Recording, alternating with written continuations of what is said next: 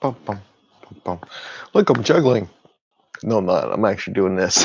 Hey, good morning. It's Monday, um, and it is the 5 a.m. Mester Scrum Show, and we are on episode 133 here, and hope you're doing well. And it's about 5:19 a.m. Been up earlier because apparently the cats are getting me up earlier. Someone was hungry this morning. And Cyber Monday. So you got there, buy your stuff, right? Hope you all have good luck on your Cyber Mondays and able to buy the goodies. I may go out and should do some shopping myself. I'm looking for something for the lighting to diffuse it a little bit, as Eddie says. It's awfully bright in here. Um, but we'll see. I have one. I need another one that matches that. We'll see. Anyway, here at 5 a.m. Mester Scrum, we talk about Agile and Scrum with some practical and tactical ideas and tips to help you make more money for your company and go home to your family and friends at a decent time so that you can enjoy the past weekend we just had. Hopefully you get a chance to share with your coworkers what fun you did over the weekend and what's your next fun thing planned and any blockers to having fun. And we have some fun and de-stress along the way. I think I try. Got a little tennis ball here. We talked about talking stick a little bit, and I'll put some cuts out later today, so you'll get emails for notices if you hit the little bell when I put out clips from previous shows. You'll get little messages saying there's a new clip out there, so it's pretty cool. And we're one viewer away from us 200 subscribers to the channel, so we're almost there. It'd be cool. Magic number 200. I wonder who gets to be number 200 on the subscribers. The only thing about YouTube, it doesn't do a very good job of telling me who the subscribers are, so I really have no idea who they were. I'd message you and say thank you. But if you comment and everything, I'll definitely say thank you back in your comment. So why the tennis ball? I was just thinking, my boy's so South Philly. He's so funny. He says to me a while back, I'm like, Ed, why do you got a tennis ball? He says, Dad, you always got to have a ball. You never know when you're going to need to use it. I just laughed. I said, you're right, Ed. It's good to have a ball alongside with you in case you ever need it and do need to do something with it.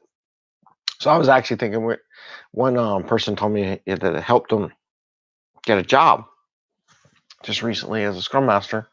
Part of it was a talking stick. And I was like, I saw this tennis ball because there's a lot of balls around here since we did that last show with this relative sizing. I was like, maybe it'd be funny. If you're in a conversation, it would just mess people's brains up, I think. If I carried this tennis ball around with me or any kind of ball, and they're having all these conversations, and there's all these people talking at the same time, and it took, here's a ball. You talk first, and then shade it off to the next person so you get your message across. That would just mess with people's brains, I think. But it would be fun to do. What the heck are you doing, Greg? It's like, but this is a talking stick. Here's a ball. Here's a tennis ball. Go, make sure you're all talking one at a time rather than talking over top of each other. And maybe you know what? I should just bring it to work one day. I wish our place was more co-located, not distributed sometimes. But hey, you know what it is? It is what you get, right? So I want to talk about two things today. I'm Greg Mester, Agile Coach and Scrum Master, and that's just a talking stick, something just fun to do, right? Got to mess around the office. Otherwise, it's no more fun. So I'm going to talk about two things. Two postings the other day in LinkedIn, and one I'm going to share later, something about push-ups and getting exercise. And then the other one is about sprint reviews are not demos, they're reviews, and they're part of the adapt and inspect and adapt process. So I want to hit that because I may have talked about it earlier. I'm still going through the backlog, figuring out which shows were which and when. So this might be a little bit of a repeat from a very, very earlier show, but that's okay. We get new people all the time, so it's okay to kind of go over some of the stuff, and then I'll make clips of it. So push-ups. So the article, which I'm going to share later, was talking about how many push-ups you do and living long and stuff like that. And they said, 15 to 20, you got to keep going. And as you do up to 40 or 50, you'll live a lot longer. And it was funny that was there. And we do stuff that's personal stuff and outside stuff too. And besides work. So we do talk about things besides just work. So this is why I'm doing the push-ups. But healthy things good. It's fun, right? So doing a little retrospective on myself. I was thinking about, exercise. Still got to finish cleaning the office. I got so much. My bike is just like covered in stuff right now, between trains and things like that. Oh, by the way, the train thing went off yesterday. That's a little poster I got over at the local Staples store, Philadelphia Railroad Steamworks Museum. So, kind of started promoting that a little bit. So I figured I'd put it on the wall. Paid $20. Might as well put it up, right? So, and then retrospective is like talk about I gotta get in shape, get worked out because I went skating with my kid on Saturday. Lots of fun stuff over the weekend. Get him, or no, Friday. Get him ready for hockey, and he fell down a few times and did some push-ups. So it made me think about the push-up thing. And another thing is, as I was laying those tracks out, if you saw some video clips the other day on the sidewalk, this gentleman walked by, a little overweight. And I heard him over talking on his phone. It's funny how people don't care anymore and they just talk. And he said something about he walks every night and he lost 23 pounds. I'm thinking good for him, And so there's a couple things kicking in there. There was the guy walking around losing 23 pounds, me doing the push-ups on the hockey, the ice the other day, and then because I fell twice, and then and ice hurts when you fall, and then seeing the article. Remind me is I've been getting in shape a little more. Was trying to do the biking a little bit. Got a little everything come upstairs, come down here, and then my kids karate. They're doing push-ups. They do push-ups every night in karate. And one of the thoughts I was retrospecting in it, and I was thinking about the change, a little bit of change, right? And then in the article they talk about a little bit of change. I twist it up a little bit, but I'm thinking, if I do right now 15 push-ups every morning, just to get my body moving and getting old, right? Joints, muscles, tendons. And I used to do a couple hundred a night. When I was in my 20s, I was doing hundreds of push-ups a night, hundreds of sit-ups a night. I was in good shape. Not anymore. I don't need to go all the way back there. It would be nice to be in shape. So I was thinking, how I always say, after your retrospective, all you need is a little bit of change. And I was talking the other day about growth and just getting that 1% change. So I do. So here's my thing. Here's my goal. We'll see how it works out. So right now I do 15 push-ups a day. Every week I'm going to increase it one push-ups, and my sprint time period is 1 week. So think of it this way: I'm doing 15 now. So in a year, it'll be 52 weeks. I'll be doing 52. So I'll be doing what, 67. So every day by the end of the year, I should be doing 67 push-ups a day. Not bad, I think, right? That'll definitely keep me in shape and keep my arms and shoulders in better shape in time for maybe baseball and stuff like that next year with the kids. So that's my goal. A little bit of change, a little bit of work every week, make it a little better. So we'll see how it goes. I'll chime in every once in a while where I'm at. But I figure if I do a week, I do 15. I'm going to start every Sunday, right?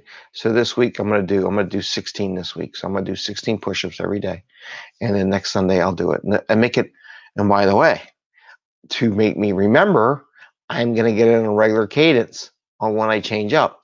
So it'll be on Mondays. So it'll be today. So every Monday I'll do an extra push-up. And that way it's also part of the scrum, right? Keep it on a regular cadence. You realize what you're doing. Oh yeah, I got to do an extra push-up. It's Monday, and you keep doing that. So we'll see after a while how far that goes. So that was the one thing I want to talk about. So that's a little personal thing. You can try that at home. I'm going to post that. I'm going to share that article on the site. But again, I'm just going to do like every week in retrospective, little tiny changes. I'm not going to add 10, 20, anything crazy. I'm just going to add one more push-up every week to the point where I'll be hopefully doing 67 push-ups a day. I think that's good. I might do more because if I lose a lot more weight, I won't be the jolly Buddha anymore, and I'll be in more shape to take care of the kids, keep up with them at least. That's all I want to do is keep up. Anyway, so that's my retrospective process improvement item. Doing some push-ups, take that home, do that. The other thing, I saw another post up there about we were talking about sprint reviews are not demos. And I'm just going to recite this thing from a product owner perspective and a BA or a tester. So many organizations, I find the tester is doing the demo or the review, and you're getting feedback. And a while back, and I may have done this before, I mentioned that I had a BA, and I actually the reason why I did it, because I actually presented at one of my BA conferences, I presented at. I worked out with the business analyst. Instead of them doing the demo, hand the keys of the car to the product owner or the customer or the stakeholder. Let the customer stakeholder actually do the demo. So it's not really a demo. It really is a review because, let me think. One of the things is working software. Working software. That means they can do anything they want and it works, right? So, I mean, there is boundaries because if you do stuff like the book The Sprint says, you got 1 week and this is fake, this is fake. You just tell them, say, this is the working area. I want you to go walk around the area and see what it does and how you like it or don't like it, or if it doesn't operate the way you want. So by giving the keys off to the customer to actually use the software during sprint review, they are giving you more feedback. And the other thing that was really nice about that idea and this technique is that how hard is it when you're doing, I get a big little spike of hair right there. Look at that. I'm gonna cut that off. Anyway, back. It's just when you look at yourself in the picture.